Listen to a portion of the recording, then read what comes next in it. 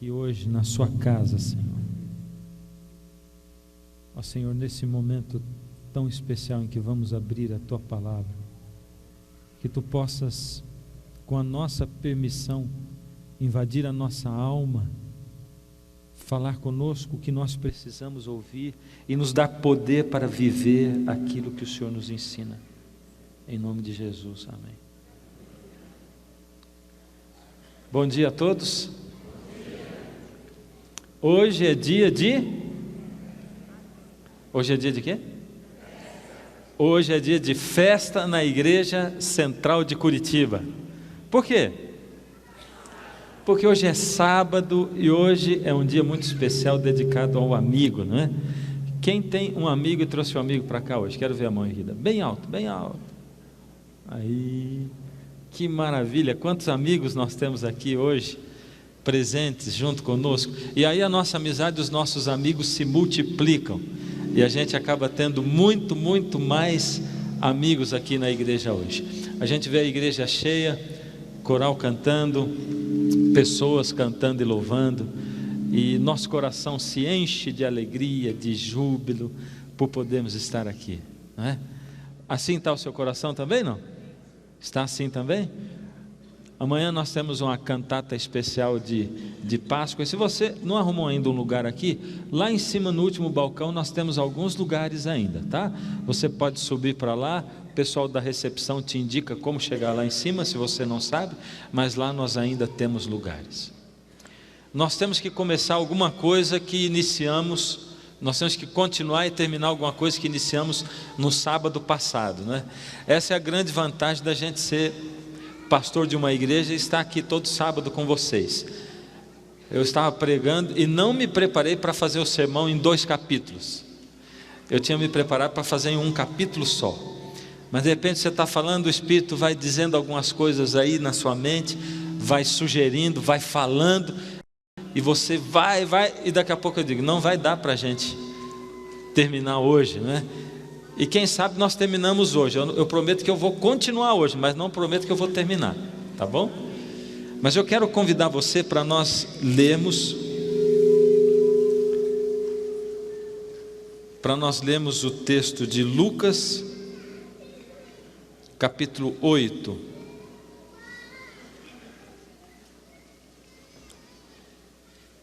Lucas capítulo 8. Verso 40 em diante.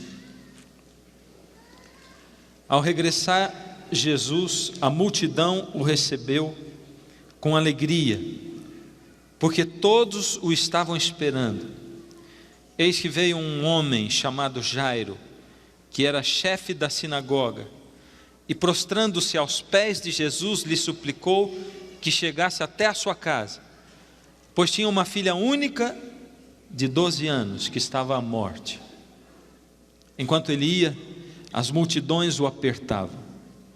Certa mulher que havia 12 anos vinha sofrendo de uma hemorragia, e a quem ninguém tinha podido curar, e que gastara com os médicos todos os seus haveres, veio por trás dele e lhe tocou na orla da veste, e logo se lhe estancou a hemorragia. Mas Jesus disse: quem me tocou? Como todos negassem, Pedro, com seus companheiros, disse: Mestre, as multidões te apertam e te oprimem, e dizes: quem me tocou? Contudo Jesus insistiu: alguém me tocou, porque senti que de mim saiu poder.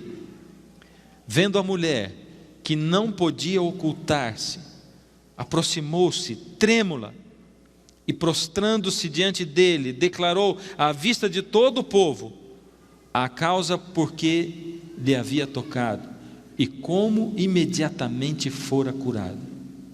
Então lhe disse: filha, a tua fé te salvou, vai-te em paz. No sábado passado eu disse para você que quando nós começamos aqui no verso 40, ao regressar Jesus, a multidão o recebeu com alegria, porque todos o estavam esperando. E eu comecei a comentar com você, nós voltamos um pouco e iniciamos no verso 22, quando Jesus acalmou a tempestade, ou seja, quando Jesus tinha acabado de atender a multidão pregando, curando, exercendo o seu ministério, ensinando. E aí ele, cansado, exausto, de tardinha, pediu para passar do outro lado do lago. Esse lago era o conhecido como o Mar da Galileia. Ele era muito, muito grande. Por isso eles saíram de tardinha, e quando o sol estava se pondo, já dentro do Mar da Galileia, uma tempestade, uma tremenda tempestade aconteceu. E a gente meditou e comentou a respeito daquela tempestade e de como o Senhor Jesus acalmou a tempestade. Eles só chegaram do outro lado do lago de manhãzinha, quando estava amanhecendo. Tão extenso, tão longo é o lago. E eu disse para vocês, aquilo parecia uma viagem, uma missão fracassada, não é mesmo? Como Jesus sai para fazer uma missão do outro lado do lago, lá na região de Gadara, onde não havia judeus. Jesus estava indo para uma missão evangelística poderosa, porque ele tinha uma missão especial, resgatar pessoas daquele outro lado, onde as pessoas não conheciam a palavra de Deus, onde elas não tinham contato com o plano da salvação, onde elas não conheciam a Bíblia. Ele tinha uma missão muito especial, e não é fácil pregar a mensagem para quem não conhece a palavra. Nós vivemos num mundo cada vez mais secularizado, onde as pessoas têm dificuldade em acreditar em Deus e em acreditar na Bíblia. Nós temos um grupo grande de cientistas que hoje se tornam e se chamam os pregadores do ateísmo. O ateísmo está imitando o cristianismo, e está colocando agora uma série de pregadores para escreverem livros. Jesus foi com uma missão especial, era uma missão dura, difícil. Para isso, no meio do caminho, Satanás armou uma tempestade. E depois, quando ele desembarcou logo de manhã, aconteceu que o endemoniado veio correndo ao encontro do Senhor Jesus. Na semana passada, quando eu acabei o culto aqui, eu recebi vou pedir para colocar ali. Eu recebi uma ilustração do meu sermão. Você está vendo lá? Foi a Rebeca que me deu essa ilustração. Você consegue entender aquilo ali, não? Porque obra de arte não é todo mundo que entende, mas está muito claro o que está ali, não está? Olha que coisa fantástica. Ali a gente vê ali um pastor de porcos com seu cajado, não é? E os porcos todos caindo no mar ali, não é? Eu vou fazer uma pausa aqui para pedir para as crianças o seguinte. Nós, a tia Cecel e eu, estamos fazendo um desafio para vocês crianças, tá? Em casa, você vai ler a história de Davi, tá bom? Com a mamãe, e vai fazer desenhos da história de Davi. Então, nós vamos pegar a história de Davi e o gigante Golias.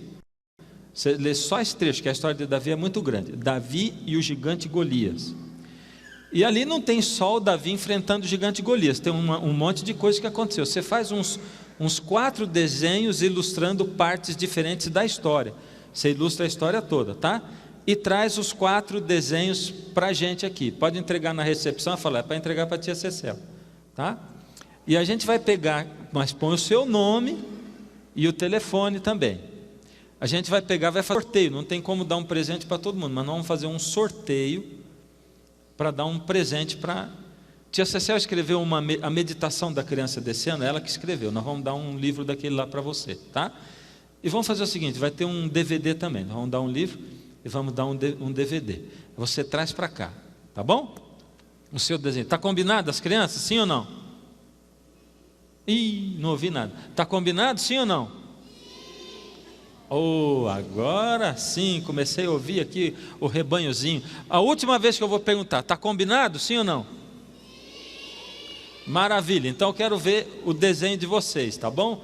E aí quando a tia Cecel for contar a história na outra vez, ela vai usar alguns desenhos de vocês para poder ilustrar a história aqui, tá? Eu gostei de receber aquele desenho lá da Rebeca. O fato é que Jesus desembarcou Logo de manhãzinha, o endemoniado veio correndo ao encontro dele. Jesus estendeu a mão e diz assim, Jesus estendeu a mão e repreendeu o demônio. Aquele homem se colocou prostrado no chão. Dentro do coração dele tinha um desejo muito grande. Estava acontecendo uma luta, uma guerra. Alguém que queria seguir a Deus, alguém que queria ser liberto daquele poder do inimigo que o dominava. Porém, não conseguia, porque quando ele foi falar, não foi ele quem falou, foi o inimigo quem falou. Uma vez eu estava fazendo uma série evangelística numa cidadezinha a uns 30 quilômetros de Goiânia. E uma moça começou a frequentar aquela série evangelística junto com a filha dela. E numa das noites ela diz assim, pastor, eu estou tendo problema para vir aqui. Eu moro junto com a minha irmã, e a minha irmã, ela fica dizendo assim para mim, por que você está indo naquela igreja? Aquela igreja não ora com poder. E eu digo para ela, ora com poder sim. Mas por que você está indo lá? Aquela igreja não louva com poder. E eu digo para ela, louva sim. Mas essa semana, pastor, a minha irmã me falou um negócio que me deixou assim sem palavras. Eu estava com a minha menininha e minha irmã diz assim, por que você está indo naquela igreja? Eu tenho certeza que naquela igreja eles não ficam expulsando o demônio. E eu não tinha o que falar para ela, porque realmente eu não vejo esse negócio de expulsar demônio e fazer o que alguns chamam de libertação lá na frente. A minha menininha de 5 anos cutucou a minha irmã e disse assim, tia, o que foi, filho? Lá não tem demônio para expulsar. Ela falou. E as crianças são donas das grandes verdades, né? E eu não quero aqui dizer para você que eu estou criticando nossos irmãos evangélicos de outras religiões. Contudo, irmãos, eu quero dizer para você uma coisa certa. Desse púlpito aqui, quem fala é Jesus. A palavra de Deus é aberta. E a gente não pode trazer o inimigo na frente para ser entrevistado e nem para dar demonstrações de que o poder de Deus é maior do que o do inimigo, porque para isso nós não precisamos dar demonstração nenhuma. O poder de Deus é sim maior do que o poder do inimigo, e quem está com Deus não deve temer nada. O Senhor lidera tudo. Uma vez eu estava numa igreja em Brasília, eu estava na classe de jovens assistindo a lição, quando de repente o rapaz estava sentado exatamente na minha frente, saiu, se levantou gritando e correu em direção à parede, e foi como um touro, assim, deu uma cabeçada na parede, com tudo, aquela coisa que o coração da gente fica até tremendo, porque aquilo deve ser uma dor tremenda. O rapaz se levantou dali, correu para outra parede, no outro extremo, e deu com a cabeça na outra parede de novo, ele foi de novo com a cabeça, e ele gritava e falava, e nós ali tomados de surpresa, conseguimos impedir que ele pela terceira vez batesse a cabeça na parede. Um monte de gente se assustou, os jovens saíram de dentro da sala, fiquei com alguns lá, tirei a maioria das pessoas e a gente começou o processo de, pelo poder de Deus, libertar aquele jovem.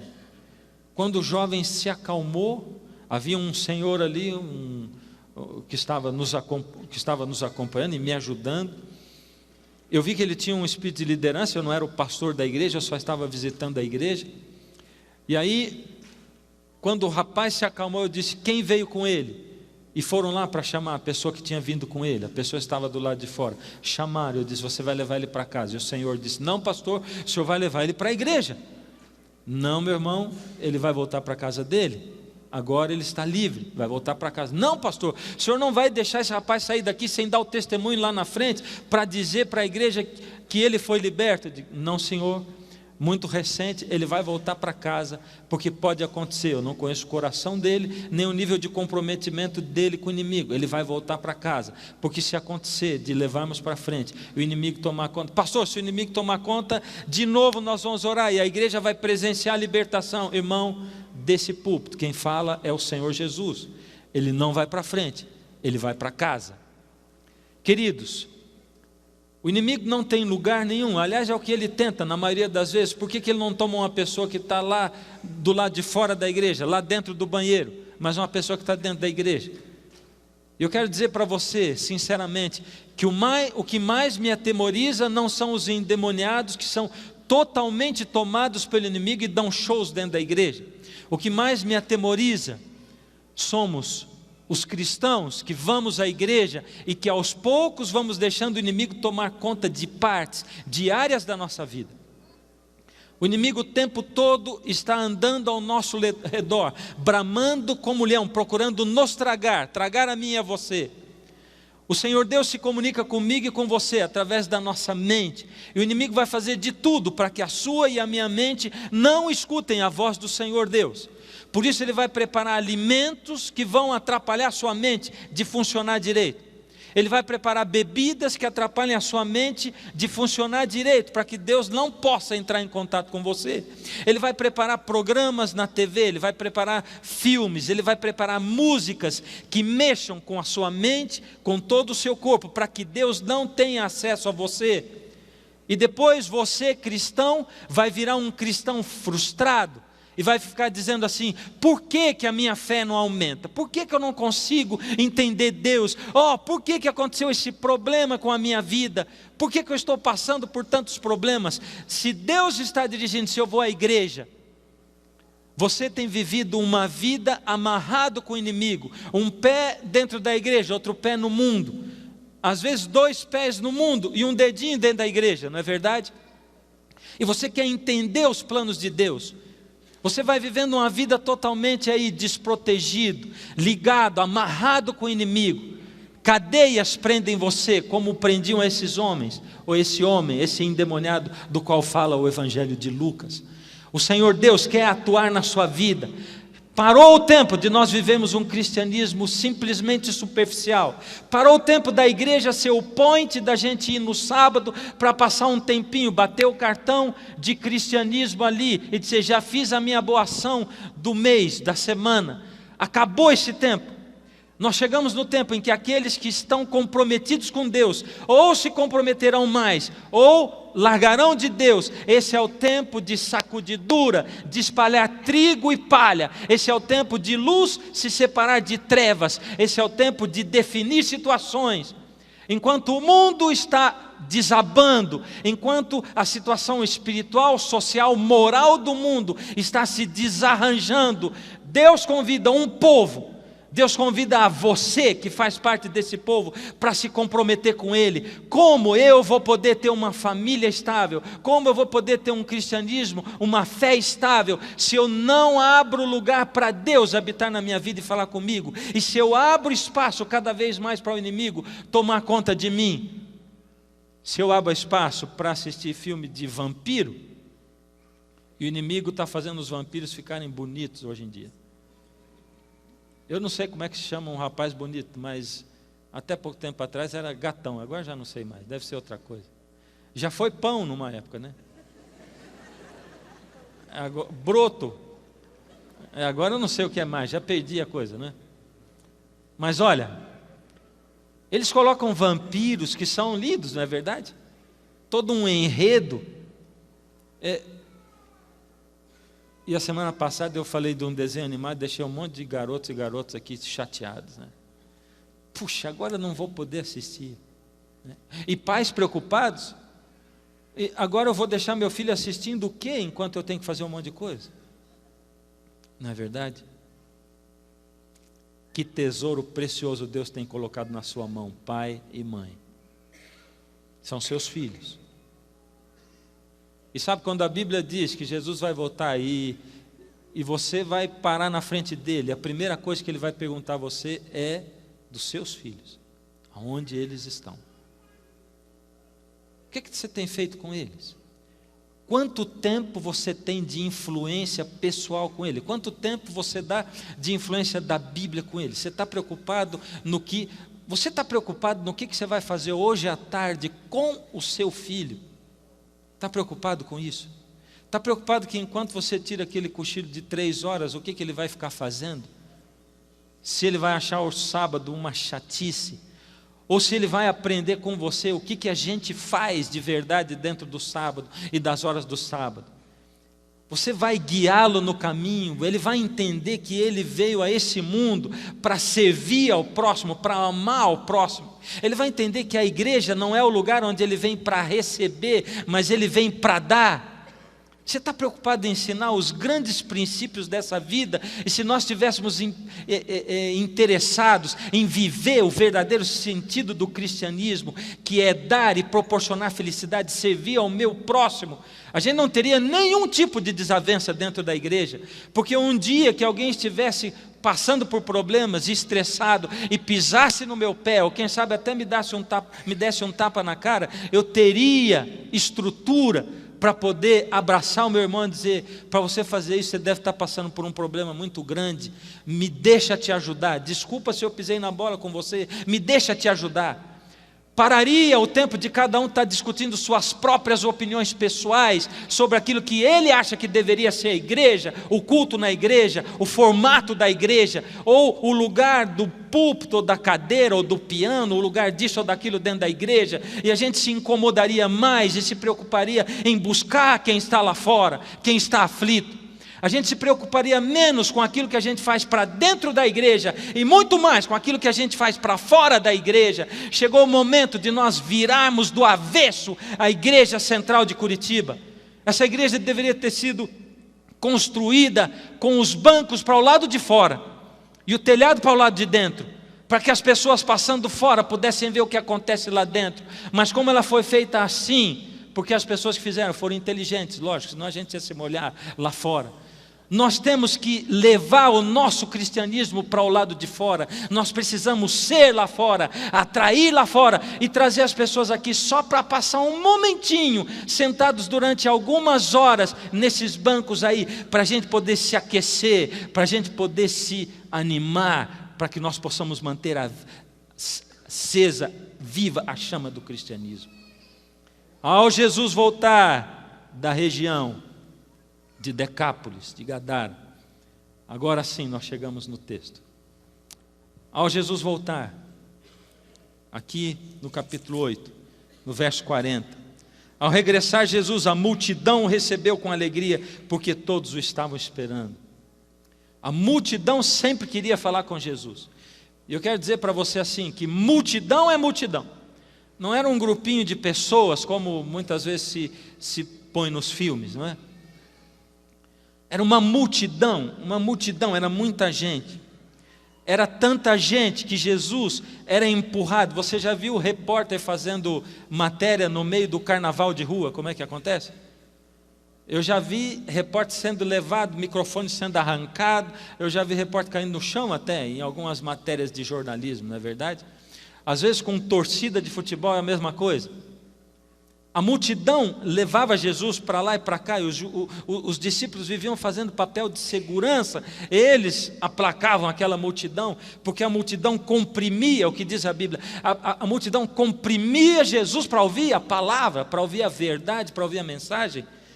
Era isso que acontecia. Eis que veio um homem chamado Jairo, que era chefe da sinagoga, e prostrando-se aos pés de Jesus, lhe suplicou que chegasse até a sua casa, pois tinha uma filha única de uns 12 anos que estava à morte. Jairo chegou com certa facilidade até Jesus, porque Jairo era um homem importante, entre aspas. Porque o importante para Jesus é diferente do importante para nós. Para Jesus a hierarquia é diferente. Para Deus a hierarquia é diferente.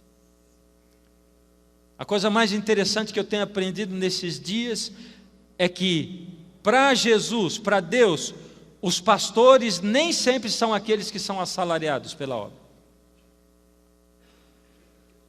Para Jesus e para Deus, os pastores nem sempre são aqueles que têm cargos ou funções de destaque e que são reverenciados pelos outros. Para Jesus, os pastores são aqueles que, chamados por Deus para sentar no banco de uma igreja, têm exercido o seu ministério de atender ao próximo, de pregar o evangelho, de servir, de visitar, de orar com e por. Para Jesus, os pastores de verdade são aqueles que aprenderam a grande lição de ser discípulos para poder fazer discípulos. Essa é a nossa grande missão, esse é o nosso grande alvo, ser discípulo para poder fazer discípulo. Ser discípulo. Como eu posso ser discípulo? Como eu posso fazer discípulo? Se eu for, eu vou fazer. Por isso a minha grande missão é ser discípulo. Jairo era um homem importante para os outros, ele era chefe da sinagoga, estava encarregado de uma série de coisas importantes, inclusive da leitura da palavra dentro da sinagoga. Aquele era um cargo muito grande, muito alto dentro ali do judaísmo. Por isso, quando Jairo chegou com as suas roupas bonitas, cercado dos seus homens cheios de roupas bonitas, Jairo, um homem importante, cercado de homens importantes, o povo foi abrindo espaço para Jairo entrar. Ele era uma autoridade, e quando ele chegou ali diante de Jesus, ninguém esperava que ele fizesse o que ele fez, porque as pessoas estavam acostumadas a ver os fariseus, os escribas, criticando Jesus, falando dele. As pessoas acostumadas a ver a liderança da igreja. Toda vez que eu falo de maiorais na Bíblia, eu me arrepio, porque eu faço parte do clero, entre aspas, de hoje. E quando a Bíblia fala de pastores e de clero e de sacerdotes, de escribas e fariseus daquela época, 99,9% das vezes eles não seguiram Jesus, eles foram para acusar Jesus, em nome de Deus, em nome da religião, em nome das regras, das normas da igreja, em nome dos bons costumes. Jesus era um revolucionário, era isso que era Jesus. Porque toda vez que a gente se erguer em nome do amor, em nome de Deus de verdade, toda vez que a gente se erguer em nome do que representa ser cristão, vai haver oposição também, mesmo dentro da igreja. Jairo, ao invés de criticar Jesus, ele se jogou, se prostrou aos pés de Jesus, porque ele tinha uma filha doente. Aliás, a filha dele não estava doente, ele diz assim: eu tenho uma filha que está à beira da morte. Ele estava olhando para a filha dele em casa, ele viu a filha agonizando, ela estava agonizando. E ele se desesperou, ele já tinha procurado médicos e mais médicos, ele tinha ouvido falar de Jesus, ele resistiu buscar Jesus, porque infelizmente nós seres humanos somos assim, resistimos até o último entregar a nossa vida a Jesus. A gente vive somando, fazendo as contas, para ver quanto vai custar para mim entregar minha vida para Jesus. Eu vivo fazendo as contas para ver se eu vou ter que largar da balada para entregar minha vida a Jesus, se vale a pena. Eu vou esperar mais um pouco, eu vou aproveitar aqui. Eu vivo fazendo as contas para ver se vale a pena eu mudar minha alimentação para entregar minha vida a Jesus, porque é muito mais fácil e mais cômodo eu continuar do jeito que eu estou.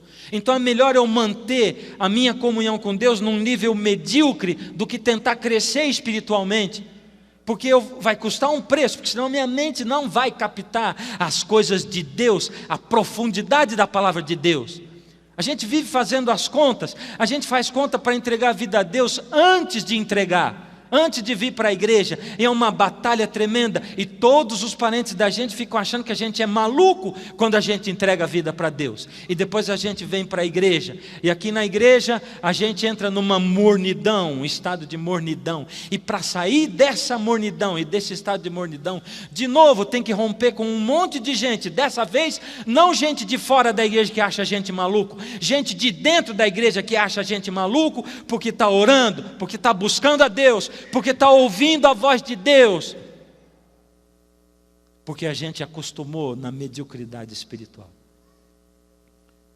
Agora, ninguém esperava que Jairo fosse se jogar aos pés de Jesus, mas ele só se jogou aos pés de Jesus porque ele saiu correndo da casa dele, desesperado. Ele demorou tanto para entregar o coração e a vida para Jesus e para procurar Jesus, que a filha dele estava morrendo. Ele disse: não interessa mais minha carreira, não interessa minha vida, não interessa o que os meus amigos vão dizer, não interessa o que o povo da minha igreja vai dizer, não interessa se as pessoas vão achar que eu estou maluco, não interessa nada, a minha filha está morrendo, eu estou disposto a tudo para procurar Jesus.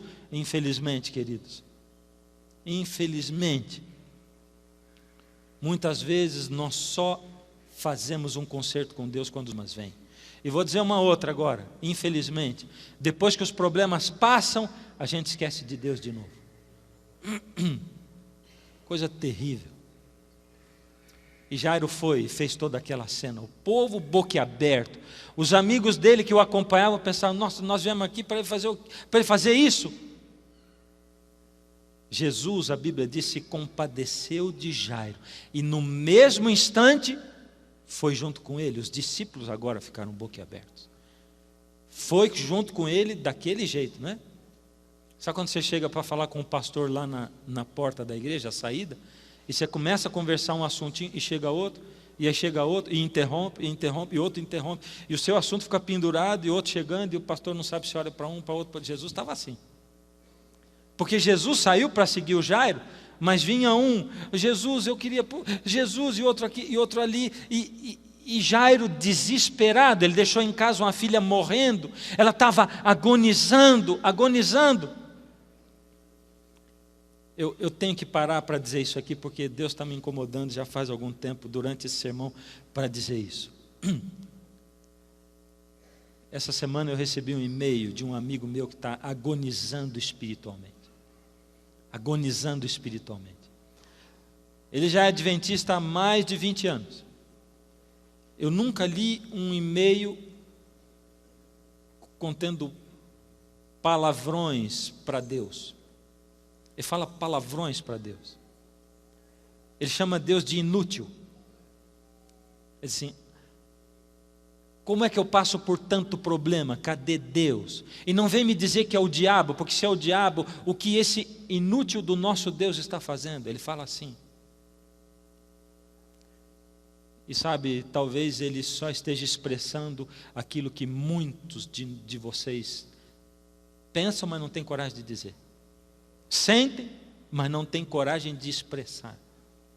O e-mail dele é um e-mail desesperado, dizendo: eu não consigo ter fé, eu não consigo crer que Deus exista, eu gostaria de amar a Deus, mas eu não consigo amar a Deus. Por misericórdia, me ajuda. É alguém agonizando espiritualmente, clamando, esperneando, pedindo ajuda, clamando. Ele está agonizando, mas ele está clamando por ajuda. Se você está agonizando espiritualmente, Deus trouxe você aqui hoje, nessa manhã, para dizer para você o que Ele faz com gente que está agonizando espiritualmente. Como Ele trata pessoas que estão agonizando espiritualmente e que desejam a intervenção dEle. Porque uma coisa é agonizar espiritualmente, a outra coisa é desejar a intervenção de Deus, de verdade. Porque alguns agonizam espiritualmente, mas não aceitam a intervenção de Deus. E morrem. E Jesus andando, e Jesus começou a demorar demais. Como Deus demora, não é verdade? Você já pediu para Deus faz tanto tempo, não faz? Não faz 10 anos que você está na mesma situação. Não faz 10 anos. Não faz 5 anos. Você já não cansou de pedir a Deus aquele milagre, mas ele não acontece? E aí vem gente na igreja e dá testemunho e fala de milagre e diz: mas por que acontece só com ele e não comigo? Meu amigo lá no e-mail diz assim: eu já ouvi gente contar a história de anjo e de Deus ter falado com esse ou aquele, ou feito milagres, mas comigo nunca acontece. Cadê Deus que não se mostra para mim? Não é isso que você sente, na verdade, lá no fundo, no seu íntimo, dentro da sua alma, do seu coração? Não é isso que vai aí dentro? Jairo estava desesperado, porque Jesus atendia as pessoas, e um chegava e outro chegava, e ele desesperado, ele pensava: meu Deus, eu tenho uma filha que está morrendo, será que ele entendeu que a minha filha está agonizando? Eu preciso dele. E de repente Jesus para e diz: opa, alguém me tocou. Pedro estava desesperado de ver o desespero do Jairo. Pedro entendeu a situação. E Pedro, o mais afobado de todos, diz assim: Senhor, mas como é que o Senhor diz alguém me tocou? Tem uma multidão inteira te comprimindo e te apertando, falta eles puxarem seu cabelo.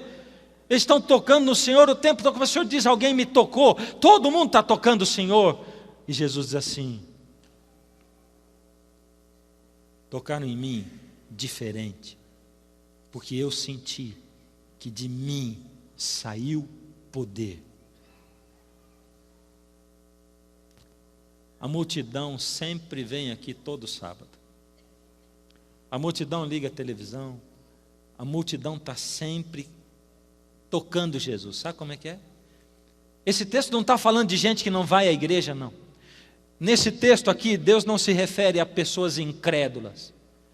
Nesse texto, Deus está falando de gente que vai à igreja, que ocupa lugar no banco da igreja, gente que se diz cristão, gente que só bate o cartão na igreja, gente que tem até cargo na igreja, que até canta no coral, nos corais, gente que toca instrumento na igreja. Está falando de gente assim, gente que vai lá, vê Deus, fala com Ele, até mesmo escuta Deus, não ouve, escuta, não sabe escutar. Ele ouve, mas não consegue entender o que está ouvindo. Ele vê, mas não consegue entender o que ele está vendo. Mas que não consegue tirar de Deus poder. Poder. Talvez seja por isso que você esteja aí cansado de pedir, de clamar, mas não sente o poder de Deus na sua vida, não é verdade? Porque você está vendo Jesus, está ouvindo, mas cadê o poder de verdade? Tem poder na sua vida. E eu quero dizer para você, vamos colocar os pingos nos is de uma vez por todas. 99,9% das vezes que a Bíblia está falando de poder, para de pensar em poder para curar, para fazer essa montanha sair daqui e passar para ali. Para de pensar no luz, câmeras, ação, sabe? Para de pensar poder para fazer milagre, está falando de poder para ser, é poder para viver o cristianismo, é poder para ser cristão, é poder para ter fé, é poder para entender os desígnios de Deus e dizer: Senhor, eu não sei o que vai acontecer comigo agora. Essa semana eu fui visitar uma pessoa da igreja que foi operada. Ela diz assim: pastor, eu não sei o que vai acontecer. E se essa doença que eu tenho, que eu vou ser operado, é maligna ou não, seja ou não, queira Deus fazer o que Ele quiser, não me interessa, eu estou na mão de Deus, eu pertenço a Deus. Se Ele quiser me curar, Ele cura, e se Ele não quiser, tudo bem. Dá para você entender o que é cristianismo de verdade? Aquela mulher só sentiu a cura imediata por causa disso. Aquela mulher, vou descrever ela para você. É uma mulher que estava 12 anos doente do quê? De uma hemorragia. Hemorragia o quê? A lei judaica, a lei de Moisés dizia que uma mulher com aquele tipo de doença, ela era considerada imunda, tanto quanto um leproso. Ela não podia estar dentro de casa, não tinha marido por isso, fazia 12 anos, ela não tinha marido, não tinha família, era uma pessoa solitária, a parte da sociedade, não tinha amigos, ela era uma pessoa que estava totalmente apartada do convívio das pessoas, ela estava escravizada pela doença dela. Essa era a figura dessa mulher, há 12 anos doente. E aquela mulher foi buscar Jesus, ela já tinha tentado acessar Jesus um monte de vezes, mas ela era só uma no meio da multidão, e ela não conseguia passar no meio da multidão, diferente de Jairo, porque Jairo era importante, ele conseguia chegar a Jesus, porque os importantes conseguiam chegar, porque o povo abria caminho, mas para qualquer um a multidão não abre caminho. Por isso ela já tinha tentado uma, duas, na terceira vez ela tinha desistido, quando de repente Jairo passou no meio da multidão, acessou Jesus, e Jairo foi trazendo Jesus para o lado dela, e ela viu aquilo como a única oportunidade da sua vida, a maior oportunidade da sua vida. Se você espera e crê que Jesus pode dar para você a única oportunidade da sua vida, a única oportunidade é hoje, é agora. A única oportunidade de fazer um concerto com Deus, de entregar o coração a Ele, a vida a Ele. A única oportunidade de romper com esse marasmo espiritual. A única oportunidade de jogar o passado fora. A única oportunidade de recomeçar uma vida com Deus, de ter uma cura por completo, para sempre, para que você cresça espiritualmente. É hoje, é agora. O Senhor Jesus está se voltando para o seu lado. Ele está passando do seu lado. Ele está tocando a sua vida, o seu coração, a sua alma e a sua mente. Ou você estica a mão e toca nas vestes dele para arrancar poder, ou você deixa essa oportunidade passar. Aquela mulher ficou quietinha. Quando Jesus falou, ela se arrepiou. E a Bíblia diz que quando Jesus ficou perguntando, ela estava tremendo de medo. E ela viu que não ia ter jeito. E ela disse: Senhor, fui eu. E Jesus abençoou aquela mulher. Por que Jesus chamou a atenção daquilo na multidão? Somente para ficar marcado para você e para mim, que você só vai tirar poder de Jesus quando você tocar nele de uma maneira diferente, e essa maneira diferente se chama fé.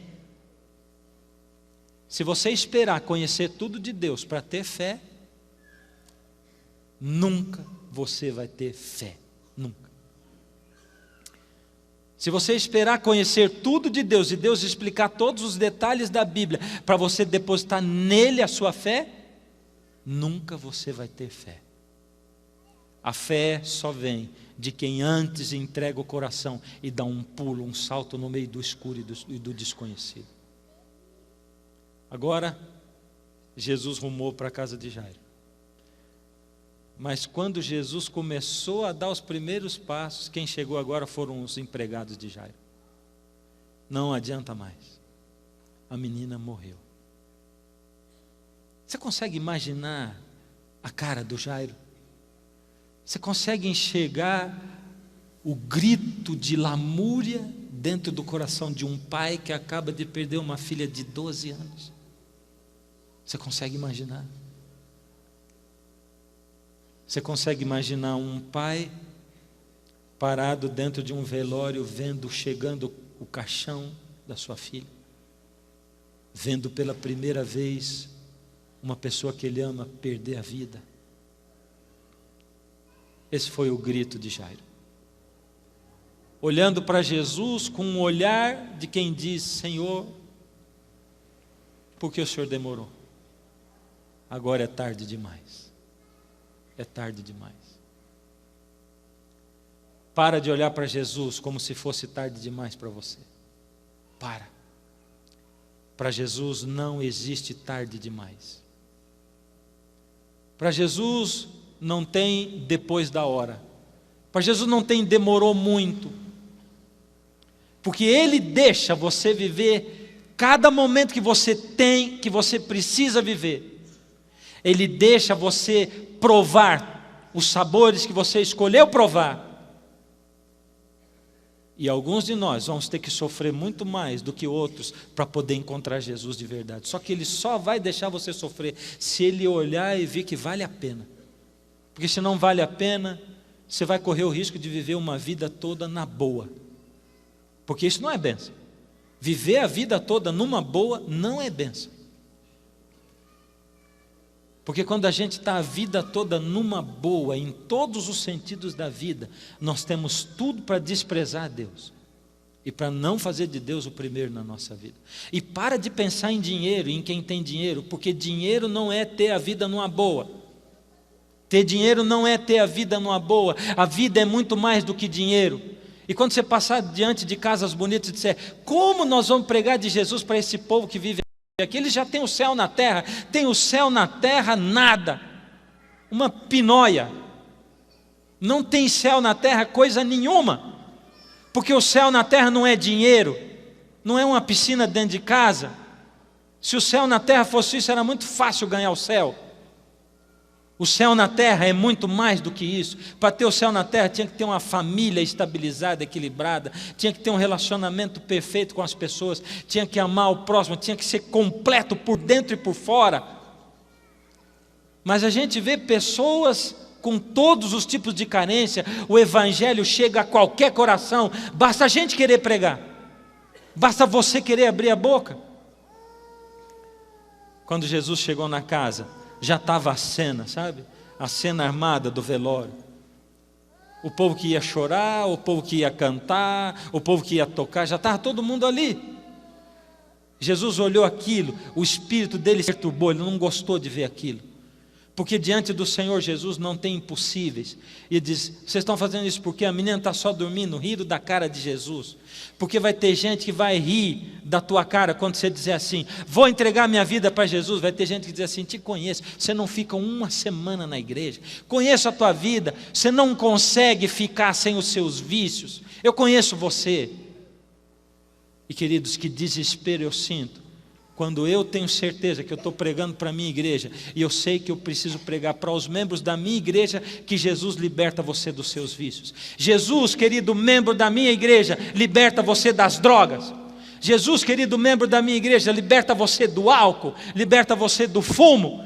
Jesus, meu querido membro da minha igreja, liberta você da sua escravidão da pornografia, da internet, da desgraça que tem na internet, do seu vício, dos seus vícios sexuais. Jesus liberta você. E se alguém chegar aqui dentro da igreja ou fora dela e disser para você: conheço você, você não consegue, Jesus olha para você e diz assim: não existem impossíveis para mim. Essa não é uma alma que se perdeu, para mim não tem ninguém morto. Uma mulher há 12 anos doente, sem ninguém, abandonada, sem amigos e sem família, e não amada. Uma menina de 12 anos, morta, amada, querida pela família, protegida. Parece muita coincidência, não é? Duas mulheres. A mulher representa a igreja na Bíblia. E se a mulher representa a igreja, se essas duas mulheres representam a igreja, nenhuma delas está em boas condições. Uma parte da igreja está doente e a outra está morta. Uma parte da minha igreja está doente e a outra está morta. E o Senhor Jesus diz: eu vim aqui para curar você, igreja. Eu vim aqui para curar você, pai, mãe. Eu vim aqui para curar você que está cansado de viver esse cristianismo medíocre e que deseja ter um reavivamento, mas que vive fazendo as contas para ver o que você vai ter que mudar e como você vai ter que se relacionar com as pessoas que vivem ao seu redor. Não interessa quem vive ao seu redor, se o assunto é Jesus. Olha para Jesus, o seu conserto, o seu acerto é com Ele. Jesus está estendendo a mão e está dizendo para a mulher: toca as minhas vestes. E se você está doente, toca as vestes de Jesus. E Jesus está chegando do lado da sua cama, você que está morto espiritualmente, para quem as pessoas olham e dizem assim: tarde demais, não tem jeito. E Ele está dizendo, Jesus só sentou do lado da menina e diz assim: filha, está na hora de acordar. E a menina despertou. Está na hora de acordar, igreja. Está na hora de acordar, irmãos. Está na hora de acordar, meus jovens. Está na hora de acordar, minhas crianças. Está na hora de acordar, meus adolescentes. Está na hora de olhar nos olhos de Jesus. Está na hora de entender que Ele é um Deus de verdade. Ele não é só aquela pintura na parede da sua igreja. Ele não é só aquela figura no seu livro. O Senhor Jesus, Ele quer entrar na sua casa, no seu coração, na sua escola com você. Ele quer estudar o seu livro de matemática com você. Ele quer ajudar você nas deficiências que você tem. Ele quer andar com você no meio da sua galera. Jesus quer ser o líder da galera dessa igreja. O Senhor Jesus quer entrar na casa do pastor dessa igreja.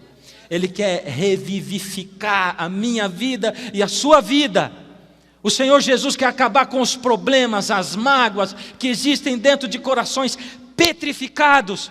Ele quer acabar com desavença entre marido e esposa, pai e filho. O Senhor Jesus quer acabar com os impossíveis que nós colocamos na nossa vida, porque para Ele não existem impossíveis. Ele é o Deus do impossível, e para de pensar em milagre para curar você. Essa menina que foi ressuscitada, morreu, ela está morta. Você e eu vamos morrer. Nesse mundo a gente nasce, vive e morre. Você já pensou que você vai morrer? Eu tenho uma notícia para vocês todos. Uma notícia não é boa. Vocês todos vão morrer. E eu também. Um dia a gente vai morrer. Se Jesus não voltar antes, nós vamos morrer. Então por que nós vamos gastar a vida inteira pedindo para Deus curar a gente o tempo todo? Será que não seria melhor dizer assim: Senhor, minha vida está nas tuas mãos, faz dela o que tu quiseres. Buscar em primeiro lugar o reino de Deus e a sua justiça, e as outras coisas, o resto é resto, é resto. Por isso que aqueles jovens na fornalha de fogo ardente disseram: nós não vamos nos inclinar. Se o nosso Deus quiser nos salvar, Ele salva. Se Ele não quiser, é Ele que sabe, minha vida está na mão dEle. Para de chorar por perdas materiais. Para de chorar pelos não ganhos materiais. Para de chorar o leite derramado pela sua impotência espiritual. Para de chorar por misericórdia. Eu fico olhando as desgraças acontecendo nesse mundo. E como de repente o Japão, um país rico, um monte de gente nesse país perde tudo e acaba com tudo. Por causa de um terremoto. Essa época, queridos, é época de perdas. Perdas. Eu fico olhando para os Estados Unidos, potência, e de repente aquele problemão todo. Eu fico olhando para o Brasil há uns anos atrás, quando um presidente da República confiscou os bens de todo mundo, e um monte de gente se matou por causa disso. Hoje, esse mundo, daqui para frente, nesse tempinho que resta para esse mundo, é hora de perder tudo. É hora de desapegar dos bens materiais, é hora de largar deles, é hora de desapego, é de perder tudo para ganhar a vida eterna. Porque o que adianta ao homem ganhar o mundo e perder a sua alma? Deus quer viver comigo e com você, queridos, no nosso dia a dia. E Ele está dizendo para você e para mim: está doente? Toca, mas toca com fé. Está morto? Filho, acorda. Está na hora de acordar. Para mim é impossível? Não diga que para você é impossível. Não tem impossíveis para Deus. Hoje eu quero fazer um convite para você, querido. Você que nunca entregou o coração a Jesus publicamente. Nunca entregou. Ou você que um dia entregou o coração a Jesus assim publicamente, mas se afastou dele, o abandonou. Você por quem o Senhor Jesus tem esperado durante dias, meses, anos, para que você cele um compromisso, você não selou o compromisso. E Jesus está dizendo: hoje, não amanhã, hoje, é hoje que a multidão abre espaço, é hoje que Jesus está vindo para o seu lado, é agora, é esse momento. Eu vou cantar a última música, e quando eu cantar essa última música, eu vou pedir para você chegar aqui na frente. Eu quero orar com você hoje.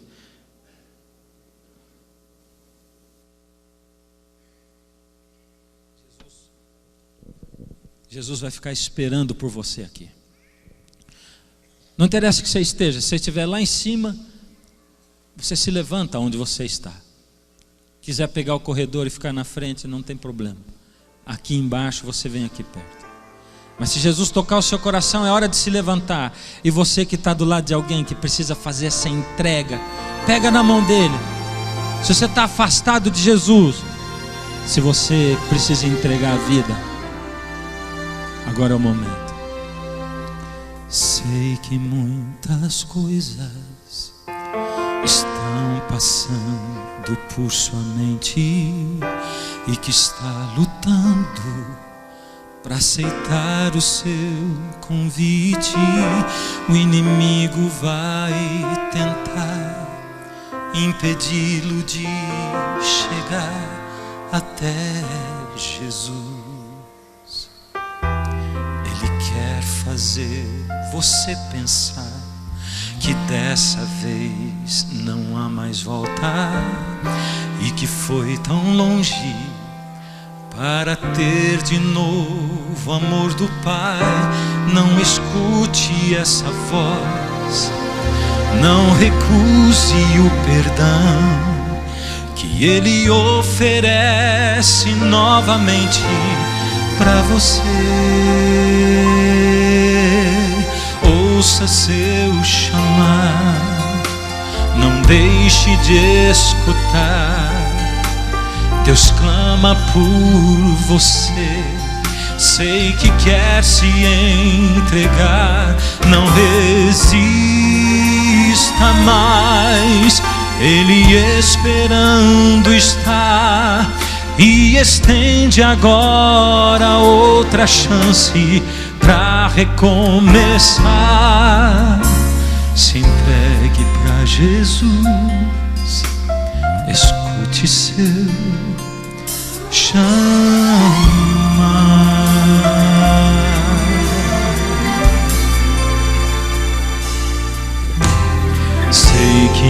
difícil tomar agora a decisão, mas isso é preciso se quiser um novo coração. Venha logo confessar seus temores a Jesus, e Ele limpará de todo mal o seu viver. Ouça seu chamar, não deixe de escutar. Deus clama por você, sei que quer se entregar. Não resista mais, Ele esperando está, e estende agora outra chance pra recomeçar. Se entregue pra Jesus, escute seu chamar. Se levante e venha ao encontro do Senhor. Esqueça o passado, Cristo oferece seu amor.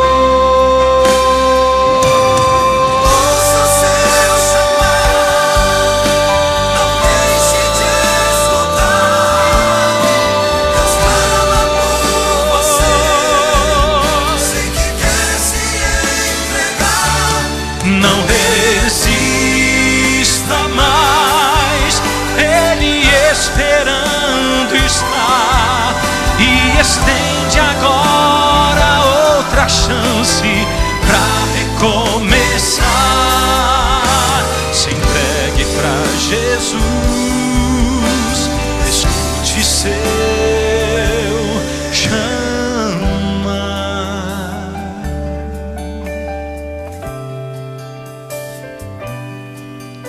Se entregue pra Jesus, escute seu chamar.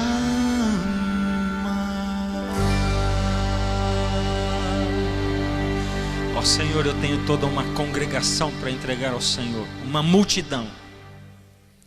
Não é, Senhor, só mais uma multidão que te comprime. Não é só mais uma multidão que te busca, Senhor. É uma multidão que se levanta para tocar a orla das suas vestes. É uma multidão que se levanta, Senhor, para dizer: Senhor, se eu estou morto, eu quero ouvir a tua voz dizendo: está na hora de acordar. Ó Deus, queremos crescer, não estar estagnados espiritualmente. Queremos crescer espiritualmente, Senhor. Queremos nascer e renascer para o reino dos céus, para ser luz nesse mundo, Senhor, para estarmos ligados na videira verdadeira. Ó Senhor, eu entrego nas tuas mãos os nossos jovens, com as suas lutas, dúvidas. Tantos deles têm tido dúvidas, mas não têm tido nem disposição para tentar sanar as dúvidas, agonizando espiritualmente. Entrego nas tuas mãos os nossos adolescentes, Senhor. Para onde eles olham tem luzes, vozes, sons, imagens chamando. Ó Senhor, protege. Entrego as nossas crianças, nossos juvenis, nossos casais, nossos idosos. Ó Senhor, nós estamos aqui para sofrer na nossa vida a influência do Teu Espírito. Estamos aqui, Senhor, para ver acontecer em nós o milagre de sermos um, apesar das nossas diferenças. Toma-nos nas Tuas mãos, Senhor, e opera nesse momento o milagre que o Senhor operou nessas duas mulheres. Opera nessa igreja a mulher com quem o Senhor vai se casar. Em nome de Jesus. Amém, Senhor.